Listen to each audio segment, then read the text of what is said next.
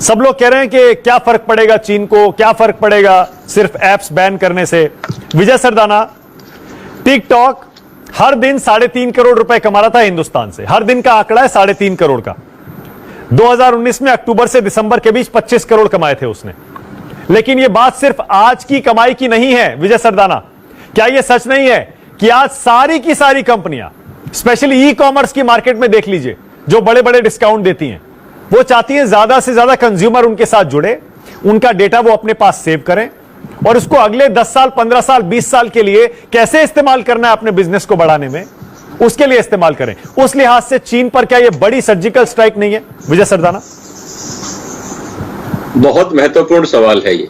मैं आपके सामने कुछ आर्थिक आंकड़े रखता हूं और वो आपको बताएगा कि क्यों चीन तिलमिला रहा है। आज की तारीख में जो एप्स का मार्केट है, 2019 में जो एप्स का मार्केट था वो था $85 बिलियन का, जो रेवेन्यू जनरेट होता था ऐप से।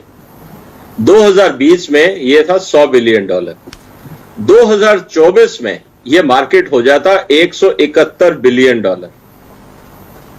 अगर आज आप चाइना को बंद कर रहे हो, चाइना एक व्यापारिक रणनीति के तहत भी, अगर मैं मान लीजिए सामरिक नीति नहीं भी है, मैं उस पर बाद में आऊंगा, व्यापारिक नीति के तहत भी $170 बिलियन का चाइना का मार्केट है, मतलब एप्स का मार्केट है, जिसमें चाइना सबसे बड़ा प्लेयर है। पहली बात, टिकटॉक का 30% जो यूजर है वो भारत में है। एग्जैक्टली।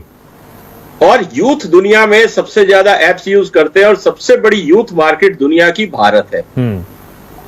आप इस बात को समझिए कि $170 बिलियन में अगर आपने चाइनीज ऐप बंद कर दिए तो आपने आराम से उनके $50 बिलियन का नुकसान कर दिया। पहली बात। दूसरी बात, आपके इन एप्स की स्टॉक मार्केट में वैल्यूएशन होती है। आज जो कंपनी टिकटॉक चलाती है उसका मार्केट वैल्यूएशन है $100 बिलियन। $100 बिलियन आने वाले समय में अगर आप इसका बिजनेस प्रोजेक्शन करें 15 से 20% ग्रोथ की, तो आज जो एप्स का मार्केट का वैल्यूएशन है वो है $500 बिलियन, जो बढ़ के $1 ट्रिलियन हो जाता अगले 3 साल में। ठीक है।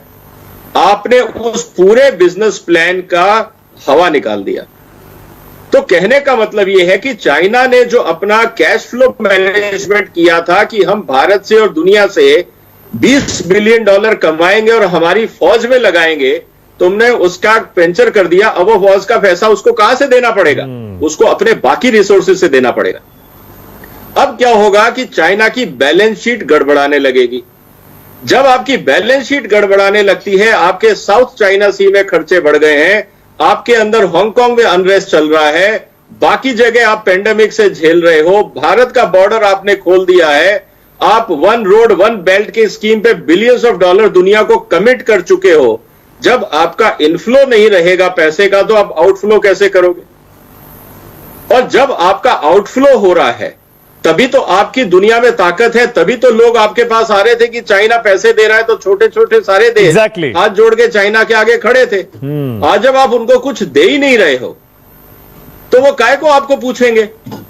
तो कहने का मतलब यह है कि यह कहना कि साहब 59 ऐप से क्या होगा, आपने उनकी वैल्यूएशन खत्म कर दी है। जो कंपनियां न्यूयॉर्क स्टॉक मार्केट में लिस्टेड हैं, बाकी स्टॉक मार्केट में लिस्टेड है, उनके लिए तो कैश फ्लो खत्म हो गया। जब कैश फ्लो खत्म हो गया तो वैल्यूएशन कम होगी। तो मुझे लगता है कि हमारे जो राजनीतिक दल है उनको अपनी थोड़ी विचार शक्ति को बढ़ाना होगा। दुनिया कैसे काम करती है, कैसे इंटर रिलेटेड है, कैसे इंटर कनेक्टेड है, उसको समझना होगा। सिर्फ मोदी वर्सेस राहुल गांधी करेंगे तो हम कुछ नहीं समझ पाएंगे। ओके, बिल्कुल सही है। ना मोदी का रोल है, ना बिल्कुल सही।